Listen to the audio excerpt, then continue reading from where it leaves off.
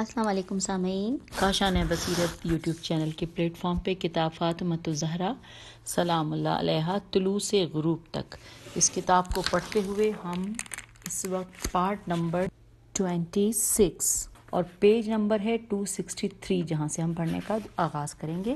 ساتھ ساتھ بتاتی چلوں کہ جو لاسٹ آڈیو جس پہ ہم نے اپنی ریڈنگ کو روکا تھا وہ ہم پڑھ رہے تھے کہ ایک نظر روایات پر، کہ جس میں کہ مختلف احادیث بیان ہوئی تھیں، اور 1 سے لے کر ہم نے 8 تک احادیث پڑھ لی تھیں، اور جو لاسٹ حدیث تھی جو کہ 8ویں حدیث جو تھی حضرت امام جعفر صادق علیہ السلام سے جو روایت تھی کہ جس میں عظیم خطرے کو دفع کرنے کے لیے 2 رکعت نماز پڑھ کے اور حضرت فاطمہ زہرا کی جو دعا پڑھی گئی تھی، اور جس کو انہوں نے بتایا تھا کہ سلام کے بعد درود بھیجا جائے اور اپنے ہاتھوں کو بلند کر کے تلاوت کی جائے، اس کا ترجمہ ہم نے پڑھا تھا اور بہت بہترین وہ دعا تھی۔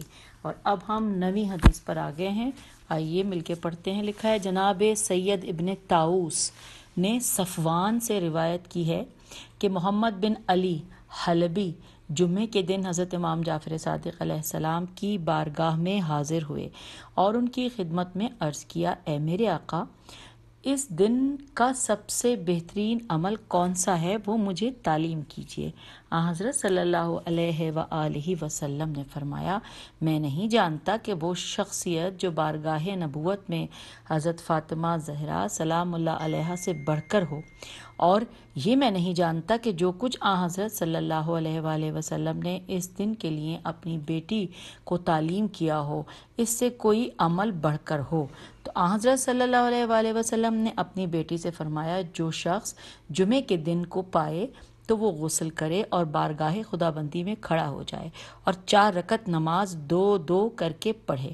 پہلی رکعت میں الحمد کے بعد 50 مرتبہ سورہ توحید پڑھے، اور دوسری رکعت میں الحمد کے بعد سورہ العادیات 50 مرتبہ پڑھے، اور ان 2 رکعتوں کو مکمل کر کے باقی 2 رکعتوں میں سے پہلی رکعت میں الحمد کے بعد اذا زلزلت الارض 50 مرتبہ پڑھے، اور دوسری رکعت میں بعد از الحمد سورہ نصر کی 50 بار پڑھے۔ سورہ نصر وہ آخری سورہ ہے جو پیغمبر پر نازل ہوا ہے، اور اس کے بعد یہ دعا پڑھے۔ اب جو یہ دعا ہے یہ پورا پیراگراف ہے، اس کا اردو ترجمہ پڑھتی ہوں میں، انورٹڈ کاما اسٹارٹ، کہ اے میرے خدا اور اے میرے سردار، جو کوئی آمادہ ہو، تیار ہو، یا کمر بستہ ہو، یا اٹھ کھڑا ہو، پیج نمبر 264، یا اٹھ کھڑا ہو کسی مخلوق کی طرف انعام کی امید، فوائد و بخشش کی طلب اور عطا و سخاوت کے حصول کے لیے، جا سکے تو بھی اے میرے معبود میری آمادگی، میری تیاری، میری کمر بستگی اور میرا اٹھنا تیری نعمتوں اور تیری بخشش و عطا اور تیرے انعام کی امید پر ہے، تو اے خدا مجھے اس میں ناکام نہ کر۔ اے وہ جو مانگنے والوں سے تنگ نہیں ہوتا اور جس کے ہاں عطا و سخا میں کوئی کمی نہیں آتی، میں تیرے حضور اپنے عمل خیر کی وجہ سے نہیں آیا کہ جو میں نے آگے بھیجا، نہ کسی مخلوق کی سفارش لایا ہوں کہ اس کے ذریعے تیرا تقرب حاصل کروں۔ ہاں، محمد صلی اللہ علیہ وآلہ وسلم و آل محمد علیہ السلام کہ ان پر تیری رحمتیں ہوں، ان کی سفارش کے ساتھ تیرے پاس تیرے عظیم عفو عین فیواؤ کی امید لے کر آیا ہوں، جس کے ذریعے تو نے خطا کاروں کو معاف فرمایا جب کہ وہ گناہوں میں غلطاں تھے، اور ان کا ایک عرصے تک گناہوں میں پڑے رہنا ان پر تیرے کرم اور بخشش میں مانے نہیں ہو سکا۔ اور اے میرے سردار، تو بار بار نعمتیں دینے والا اور میں بار بار خطا کرنے والا ہوں۔ میں حضرت محمد مصطفیٰ صلی اللہ علیہ وآلہ وسلم اور ان کی آل پاک علیہ السلام کے حق کا واسطہ دے کر سوال کرتا ہوں کہ میرے بڑے گناہ کو معاف فرما، عظیم گناہ کو عظیم ہستی ہی معاف کر سکتی ہے۔ یا عظیمو یا عظیمو یا عظیمو یا عظیمو یا عظیمو یا عظیمو یا عظیمو۔ اب اس کے بعد بریکٹ میں لکھا ہے اعمال السبو، صفحہ نمبر 132 اور 133۔ آگے لکھا ہے حضرت فاطمہ زہرا سلام اللہ علیہ کی عبادت کے بارے میں احادیث کا ایک نہ ختم ہونے والا سلسلہ ہے، بالخصوص وہ دعائیں اور مناجات جو آپ بارگاہ ربوبیت میں عرض کرتی تھیں۔ آپ سلام اللہ علیہ کی عبادت پر مزید گفتگو کی ضرورت نہیں ہے، کیونکہ کتاب میں اس سے زیادہ گنجائش ہی نہیں ہے۔ آپ کی شخصیت ایک غیر معمولی شخصیت تھی۔ آپ سلام اللہ علیہ ان کی دختر تھیں جو عابدین کی صف میں اولیت رکھتے تھے۔ آپ کے والد گرامی جب رات کو عبادت خداوندی کے لیے کھڑے ہوتے تھے تو آپ کے پاؤں متورم یعنی ورم سے ہو جاتے تھے اور کئی گھنٹوں تک اس کی بندگی میں مصروف رہتے تھے۔ اس لیے اللہ تعالیٰ کو کہنا پڑا۔ ترجمہ: اے طٰہٰ، ہم نے آپ پر قرآن اس لیے نازل نہیں کیا کہ آپ مشقت اٹھائیں۔ Inverted comma close. آپ وہ ہستی تھیں، آپ سلام اللہ علیہ وہ ہستی تھیں کہ آپ عبادت کے مفہوم کو بخوبی جانتی تھیں۔ آپ کو عبادت کی قیمت معلوم تھی کہ جتنی اللہ کی معرفت ہوتی ہے اس مقدار میں اللہ کی بندگی ہوتی ہے۔ آپ معرفت پروردگار میں آسمانوں سے بلند مقام رکھتی تھیں۔ آپ کی عبادت و بندگی میں تعجب نہیں کیا جا سکتا۔ پیج 265۔ آپ سلام اللہ علیہ کو عبادت سے خوشی و مسرت حاصل ہوتی تھی۔ آپ کو عبادت خداوندی میں وہ لذت حاصل ہوتی تھی کہ جسے الفاظ میں بیان نہیں کیا جا سکتا۔ آپ کو اپنے رب کی بارگاہ میں کھڑے ہونے سے راحت و سکون حاصل ہوتا تھا۔ وہ اس قدر قیام اور رکوع و سجود میں رہتی تھیں گویا کہ انہیں تھکاوٹ کا احساس تک نہیں ہوتا تھا۔ آئیے سامعین آگے بڑھتے ہیں۔ اگلی ہیڈنگ ہے معنوی و روحانی ارمغان۔ اب یہ جو ہے اس میں پوائنٹ وائز دیا ہوا ہے، پہلا نمبر ڈالا ہوا ہے کہ جس پہ لکھا ہے حضرت امام علی بن ابی طالب علیہ السلام سے روایت ہے کہ ایک دفعہ آپ نے بنی سعد کے ایک آدمی سے فرمایا کہ آپ جانتے ہیں کہ میں تجھے اپنی اور حضرت فاطمہ زہرا سلام اللہ علیہ کی مشترک زندگی کے بارے میں کچھ بتاؤں؟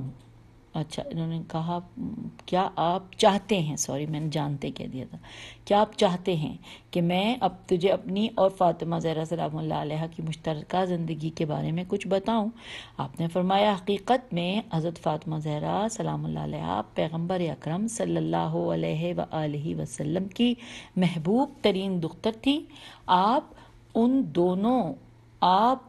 دنوں جب میرے گھر میں داخل تھیں، حالانکہ وہ علم و معنویت و روحانیت اور انسانی تہذیب و اخلاق کے اعتبار سے اپنی مثال آپ تھیں، باوجود اس عظمت و منزلت کے وہ اپنے گھر کے تمام امور خود سر انجام دیتی تھیں۔ پانی کی مشک اٹھاتے اٹھاتے آپ کے سینہ اقدس پر داغ پڑ گئے تھے، چکی پیستے پیستے آپ کے مبارک ہاتھوں پر گٹھے پڑ گئے تھے، اپنے گھر میں جھاڑو دینے کی وجہ سے آپ کا لباس غبار آلود ہو جاتا تھا، کھانا پکانے کی وجہ سے دھوئیں کے اثرات آپ کے لباس پر دیکھے جا سکتے تھے۔ سیدۃ النساء العالمین اپنے گھریلو کاموں میں سخت مشقت اٹھاتی تھیں۔ ایک دن میں نے ان سے کہا بانو ایمن، آپ سلام اللہ علیہ اپنے والد گرامی کی بارگاہ میں تشریف لے جائیں اور ایک کنیز کی درخواست کریں تاکہ آپ رنج و زحمت سے بچ جائیں اور اپنے علمی و معنوی و تربیتی امور کی طرف زیادہ متوجہ ہوں۔ حضرت فاطمہ زہرا سلام اللہ علیہ بارگاہ نبوت میں تشریف لے گئیں، لیکن ان کے والد گرامی ہاں کثرت کے ساتھ لوگ جمع تھے، اس لیے بغیر کسی بات کہے واپس تشریف لے آئیں۔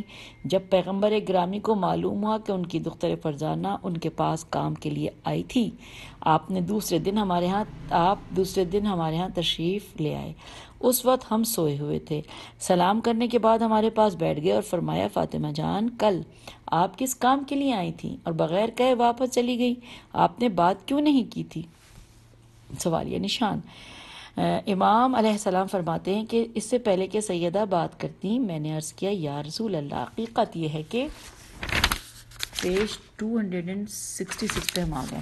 یا رسول اللہ، حقیقت یہ ہے کہ حضرت فاطمہ زہرا سلام اللہ علیہ کے اپنے دوش پر مشق آب اٹھانے کی وجہ سے داغ پڑ گئے ہیں، چکی پیستے پیستے ان کے نازنین ہاتھوں میں گٹھے پڑ گئے ہیں، گھر کی صفائی کرتے کرتے ان کا لباس غبار آلود ہو جاتا ہے، کھانا پکانے کی وجہ سے ان کے لباس میں دھوئیں کے آثار دیکھے جا سکتے ہیں۔ میں نے ان سے کہا تھا کہ وہ اپنے والد گرامی کے پاس جائیں اور ایک کنیز کی درخواست کریں۔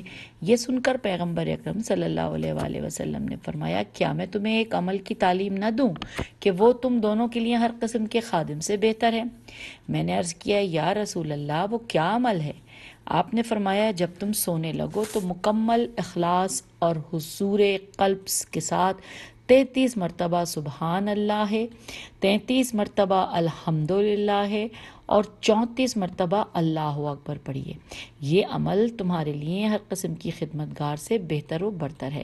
سیدۃ النساء العالمین نے اپنا سر بلند کیا اور 3 مرتبہ فرمایا، میں کنیز و خادم کے بجائے اس معنوی ارمغان ملنے پر اللہ اور اس کے رسول سے راضی ہوں۔ اب سامعین، اس کا حوالہ ہے کتاب بحار الانوار جلد نمبر 23 صفحہ نمبر 82، عوالم کی جلد نمبر 11 صفحہ نمبر 215 سے لے کر 270 یا 215 اور 278 پر۔ جی اچھا، اب اس کا دوسرا پوائنٹ ہے کہ بعض محدثین نے بیان کیا ہے کہ ایک دفعہ کسی عجمی بادشاہ نے بارگاہ نبوت میں بطور ہدیہ غلام بھیجے۔ حضرت امام علی علیہ السلام فرماتے ہیں، میں نے حضرت فاطمہ زہرا سلام اللہ سے کہا کہ وہ اپنے بابا کے پاس جائیں اور اپنے گھر کے کاموں کے لیے خدمت گار کا مطالبہ کریں۔ جب حضرت فاطمہ سلام اللہ علیہ اپنے بابا کے پاس گئیں اور اپنی درخواست پیش کی تو رسول اللہ صلی اللہ علیہ وآلہ وسلم نے فرمایا، فاطمہ جان، میں چاہتا ہوں کہ آپ کو وہ عمل ہدیہ کروں جو ہر خدمت گزار اور دنیا و مافیہ سے برتر و بہتر ہے۔ یہ سن کر حضرت فاطمہ زہرا خوش ہو گئی۔ پیغمبر خدا صلی اللہ علیہ وآلہ وسلم نے فرمایا، اے میری بیٹی، ہر نماز کے بعد حضور قلب کے ساتھ 34 مرتبہ اللہ اکبر، 33 مرتبہ الحمدللہ اور 33 مرتبہ سبحان اللہ اور آخر میں لا الہ الا اللہ پڑھیے۔ یہ برنامہ معنوی اور آبادی نہ صرف آپ سلام اللہ علیہ کے مطالبے سے بہتر ہے بلکہ دنیا اور جو کچھ اس کے اندر ہے اس سے بہتر ہے۔ اس روز کے بعد حضرت فاطمہ زہرا سلام اللہ علیہ نے اس روحانی عمل کو اپنی ہر نماز کے بعد بے پناہ شور و شوق کے ساتھ پڑھنا شروع کر دیا۔ اس وجہ سے اس عمل نے تسبیحات فاطمہ کے نام سے شہرت پائی۔ حوالہ ہے بحار الانوار جلد نمبر 23 اور صفحہ نمبر 82۔ آگے چلتے ہیں، تیسرا پوائنٹ جو میں دیکھ رہی ہوں، پڑھنے جا رہی ہوں، وہ ہے حضرت امام جعفر صادق علیہ السلام نے ابو ہارون سے فرمایا، ہم اپنے بچوں کو حکم دیتے ہیں کہ وہ اپنی نمازوں کے بعد تسبیحات فاطمہ زہرا سلام اللہ علیہ پڑھیں اور وہ اس معنوی برنامے کو ترک نہ کریں۔ جو شخص اس عمل کو اپنی زندگی میں جاری رکھتا ہے وہ بدبختی کا شکار نہیں ہوتا۔ ہم آگے ہیں پیج 267 پر۔ چوتھا پوائنٹ پڑھنے جا رہے ہیں کہ مکارم اخلاق میں ہے کہ حضرت فاطمہ زہرا سلام اللہ علیہ نے دھاگے کی تسبیح بنائی تھی۔ تکبیرات کو شمار کرنے کے لیے انہوں نے تسبیح میں 34 گرہیں بنائی تھیں۔ آپ سلام اللہ علیہ جب اللہ کی حمد و تعریف کرنے لگتیں تو اس تسبیح کو اپنے ہاتھ میں گھماتی تھیں۔ جب سید الشہداء حضرت حمزہ کی شہادت ہوئی تو آپ نے ان کی قبر مبارک کی مٹی سے تسبیح کے دانے بنائے۔ لوگوں نے بھی آپ کی پیروی میں اسی طرح کی تسبیحیں بنائیں۔ اگلا پیراگراف ہے کہ جب حضرت امام حسین علیہ السلام کی شہادت ہوئی تو پھر ان کی تربت پاک کی خاک سے تسبیحاں بنائی گئیں، کیونکہ آپ کی تربت کو ہر اعتبار سے امتیازات و فضائل حاصل ہیں۔ یہ ہے مکارم اخلاق، صفحہ نمبر 228۔ اب ہم پوائنٹ نمبر 5 پڑھنے جا رہے ہیں۔ حضرت امام جعفر صادق علیہ السلام سے مروی ہے کہ حضرت فاطمہ زہرا سلام اللہ علیہ کی تسبیح سیاہ رنگ کے دھاگے سے بنی ہوئی تھی کہ جس میں 34 دانے تھے۔ جب حضرت حمزہ کی شہادت ہوئی تو آپ ان کی قبر مبارک پر آئیں اور ان کی قبر کی مٹی سے ایک خاص تسبیح بنائی۔ ہر نماز کے بعد وہ اس تسبیح کے وسیلے سے خدا کو یاد کرتی تھیں۔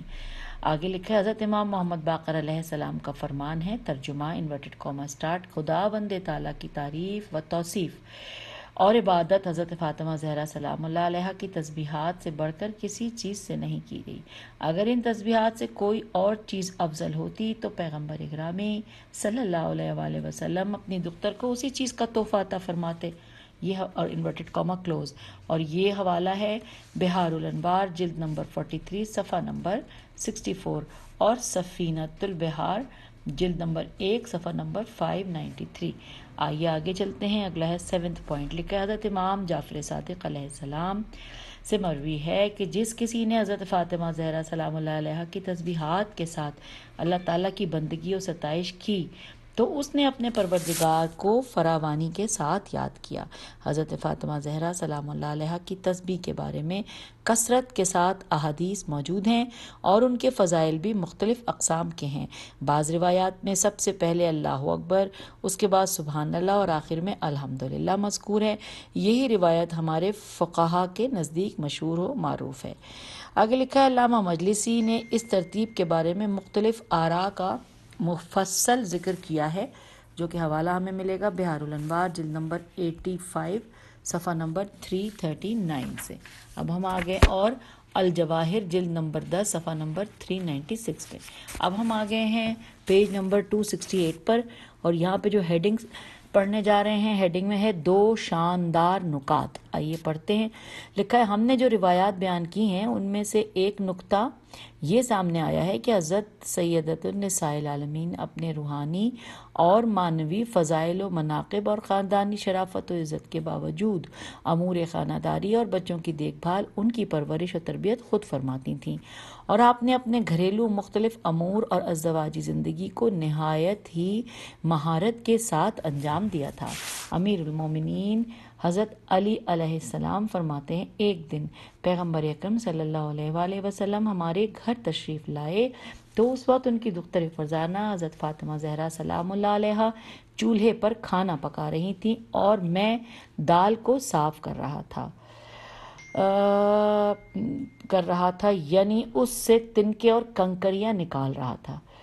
پیغمبر گرامی نے فرمایا علی جان میری طرف توجہ کیجیے تاکہ میں آپ کو ایک بات بتاؤں، آپ بخوبی جانتے ہیں کہ میں اللہ کے فرمان کے علاوہ بات ہی نہیں کرتا۔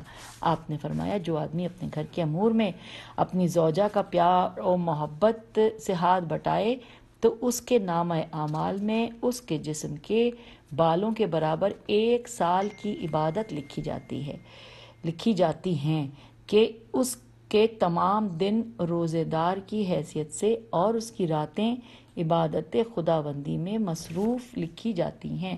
یہ جامع الاخبار اور بہار الانوار جلد نمبر 43 میں ہمیں ملے گا، یہ حوالہ ہے۔ اگلی ہیڈنگ ہے حضرت فاطمہ زہرا سلام اللہ علیہ اور علم و دانش، اس بارے میں پڑھتے ہیں۔ لکھا ہے اسی مورد میں احادیث کا ایک مجموعہ بیان ہوا ہے۔ اے قاری عزیز، آپ نے معلوم کر لیا ہوگا کہ پیغمبر اکرم صلی اللہ علیہ وآلہ وسلم کے نزدیک جس ہستی کی تمام انسانوں میں سب سے بڑھ کر عزت اور منزلت تھی وہ ان کی دختر فرزانہ حضرت فاطمہ زہرا سلام اللہ علیہ تھیں۔ جس قدر آپ اپنے بابا کے قریب تھیں اس قدر قربت کسی دوسرے کو حاصل نہ تھی۔ آپ سلام اللہ علیہ پیغمبر اکرم صلی اللہ علیہ وآلہ وسلم سے اس طرح مربوط تھیں جس طرح ایک جز کل کے ساتھ مربوط ہوتا ہے یا ایک جز اپنے نظام اور سسٹم کے ساتھ رابطے میں ہوتا ہے۔ یہ وہ دلیل ہے کہ جس کی بنیاد پر بیٹی اور عظیم والد کے درمیان مہر و محبت، ربط و رابطہ، عشق و علاقہ، ہم آہنگی اس قدر مضبوط اور بلند و برتر تھی کہ جس کی مثال نہیں ملتی، اور یہ کوئی قابل تعجب بات بھی نہیں ہے کیونکہ آپ کے استاد آسمانی استاد تھے، وہ وحی کے شاگرد تھے، جو وحی ان پر ہوتی تھی وہ فوراً اپنی دختر فرزانہ کو تعلیم فرما دیتے تھے، اس طرح انہیں بہترین و شائستہ ترین علمی خزانہ مل جاتا تھا۔ ہم پیج 269 پہ آ گئے ہیں۔ ہم مل جاتا تھا رسول اللہ صلی اللہ علیہ وآلہ وسلم اپنی بیٹی کو تہذیب انسانی و اسلامی کے خوبصورت ترین اصولوں کی اور آسمانی مفاہیم و معارف کی تعلیم دیتے تھے۔ اگلا پیراگراف ہے جی ہاں، سیدۃ النساء العالمین نے حکمت و دانش اور علوم ربانی اس چشمہ شیریں سے نوش جان فرمائے تھے جو منبع وحی سے مربوط تھا۔ آپ سلام اللہ علیہ نے اپنے وسیع و عریض اور بیدار قلب کو مختلف اقسام کی حکمتوں سے لبریز کیا۔ اس معاملے میں آپ کے ملکوتی عقل اور واسع ذکاوت نے بلند و بالا مفاہیم اور معارف آسمانی کے حصول میں بے پناہ معاونت کی۔ آپ اپنے والد گراں قدر سے زیادہ علوم حاصل کرتی تھیں اور انہیں اپنے قلب مبارک میں جگہ دیتی تھیں۔ جی ہاں، حضرت فاطمہ زہرا سلام اللہ علیہ نے احکام عدیہ، اخلاق اور بے پناہ دانش و حکمت اور یہ تمام علوم اپنے والد مہربان سے سیکھے۔ اس بے پناہ حکمت و دانش اور علوم کے ساتھ ساتھ اللہ تعالیٰ نے سیدہ بطول سلام اللہ علیہ کو اپنے الہام کے ذریعے سے علم و معرفت بھی عطا کیے تھے۔ آپ گزشتہ صفحات میں حضرت فاطمہ زہرا سلام اللہ علیہ کے اسم کی بحث میں پڑھ چکے ہیں کہ آپ کے اسماء میں سے ایک اسم محدثہ بھی ہے۔ حضرت جابر بن عبداللہ انصاری فرماتے ہیں کہ میں نے رسول اللہ صلی اللہ علیہ وآلہ وسلم سے سنا، آپ نے فرمایا، ترجمہ انورٹڈ کاما، اے اللہ تعالیٰ نے حضرت امام علی علیہ السلام اور ان کی زوجہ محترمہ اور ان کے فرزندوں کو اپنے بندوں پر حجتیں ٹھہرایا ہے۔ آپ صلی اللہ علیہ وآلہ وسلم نے فرمایا، وہ میری امت میں علم و دانش کے دروازے ہیں۔ جو شخص ان کے ذریعے سعادت و ہدایت و نجات پانے کی لیے کوشاں ہوگا تو ضرور اللہ کی طرف سے اسے صراط مستقیم کی ہدایت ہوگی، انورٹڈ کاما کلوز۔ آئیے آگے چلتے ہیں، لکھا ہے، لیکن نہایت ہی افسوس کے ساتھ کہنا پڑتا ہے کہ وہ علم و دانش کا بحر بے کراں تھیں، لیکن ان سے احادیث بہت ہی کم لی گئیں۔ عنقریب اس امر کی وضاحت آپ کے سامنے آ جائے گی۔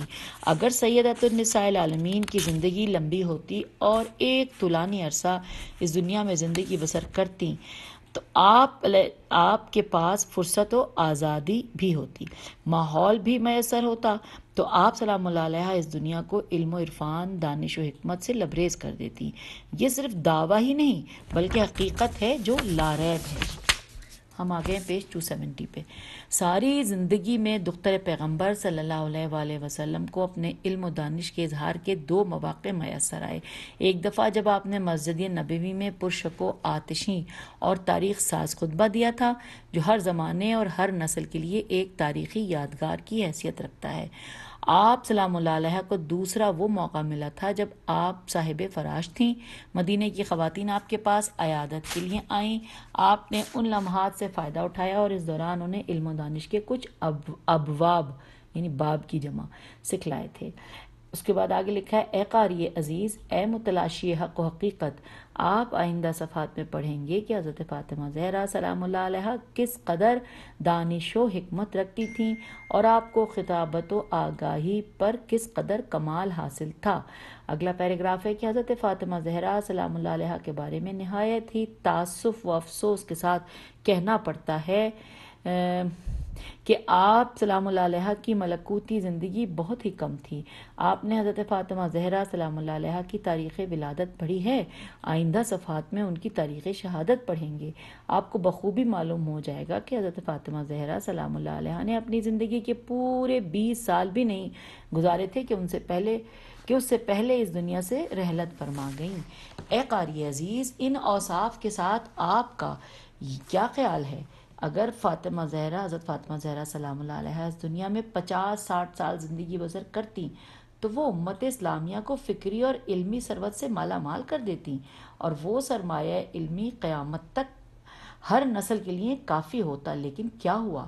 جو کچھ ہوا وہ آپ کے سامنے ہے۔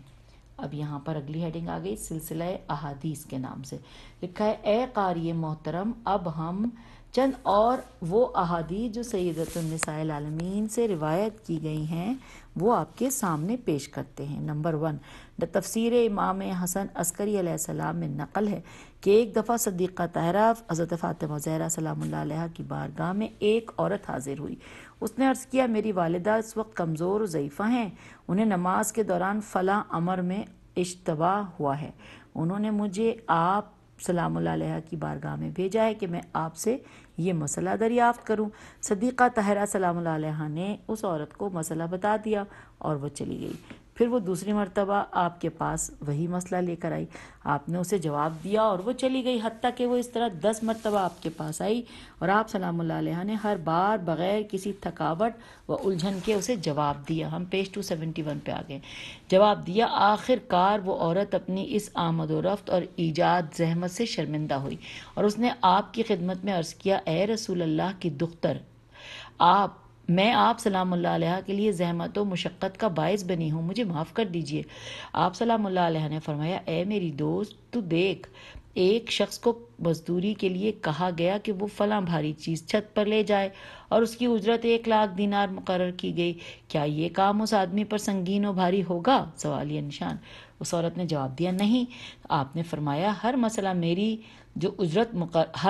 میں میری جو اجرت مقرر ہے وہ تحت الثری ہے سے لے کر عرش اولی تک موتیوں سے لبریز فضا ہے۔ اب تیرا کیا خیال ہے؟ کیا تیرا بار بار مجھ سے سوال کرنا مجھ پر بھاری ہوگا؟ آپ سلام اللہ علیہ نے اسے فرمایا، میں نے اپنے بابا رسول اللہ صلی اللہ علیہ وآلہ وسلم سے سنا ہے کہ انہوں نے فرمایا کہ ہمارے مکتب کے علماء و دانشور اس حال میں میدان محشر میں وارد ہوں گے تو ان کے علم و دانش اور اس راہ میں جد و جہد کے مطابق انہیں خلعت ہائے کرامت پہنائی جائیں گی، اور ان میں کچھ ایسے بھی ہوں گے کہ جنہوں نے اس دنیا میں علم کے حصول میں اور علم و دانش کی ترویج و تبلیغ میں بہت زیادہ زحمات اٹھائی ہوں گی، تو انہیں ہزار ہزار نور کے حلے پہنائے جائیں گے۔ اگلا پیراگراف ہے، میدان محشر میں خداوند تعالیٰ کی طرف سے ندا بلند ہوگی کہ ہاں اے وہ صاحبان علم و دانش کہ تم نے یتیمان آل محمد کی علمی و دینی و فکری سرپرستی کی تھی، ان کے حقیقی آبا کی ائمہ طاہرین علیہ السلام کی رحلت کے بعد تم نے بھرپور شائستگی کے ساتھ ان کی محافظت و مراقبت و کفالت کی تھی۔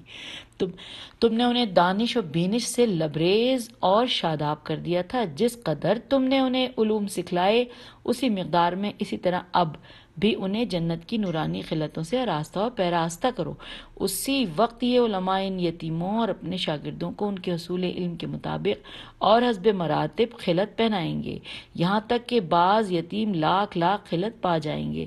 اس طرح یہ یتیم اپنے شاگردوں کو خلعت تقسیم کریں گے۔ بعد ازاں اللہ پھر حکم فرمائے گا کہ ان یتیموں کی کفالت کرنے والے علماء کو پھر خلعت دیجیے، پھر انہیں وہ خلعت ملیں گے یہاں تک کہ انہیں دگنا کر دیا جائے گا، اور ان شاگردوں میں تقسیم سے قبل جس قدر خلعت ان کے پاس ہوں گے اسی قدر انہیں دگنا کر دیا جائے گا۔ اس طرح حسب مراتب ان کے خلعت یافتہ شاگردوں کا حال ہوگا۔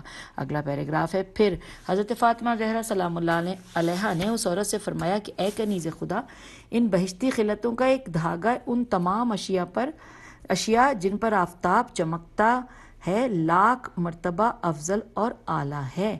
اب یہ حوالہ ہے، بریکٹ میں لکھا ہے بہار الانوار جلد نمبر 2 صفحہ نمبر 3، پھر ریاحین الشریعت جلد نمبر 2 اور صفحہ نمبر 130۔ اور سامعین، ہم اس پیج 271 کو مکمل پڑھ چکے ہیں، اور کیونکہ پیج 272 پہ اگلے ٹاپک سے آغاز ہو رہا ہے تو ہم انشاءاللہ اگلی آڈیو میں مل کے پڑھتے ہیں۔ اجازت دیجیے، خدا حافظ، فی امان اللہ۔